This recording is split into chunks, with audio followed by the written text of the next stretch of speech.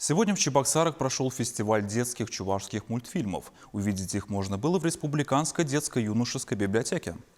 А созданы анимационные фильмы были в рамках проекта «Этникум», поддержанного президентским фондом культурных инициатив. Дети, а в том числе с ограниченными возможностями здоровья, вместе с педагогами 5 мультстудий из разных муниципалитетов Чувашии изучали культуру родного края и мультипликационные технологии, после чего снимали фильмы по мотивам чувашской культуры. Учителя специально для этого обучались анимационной педагогике в Москве.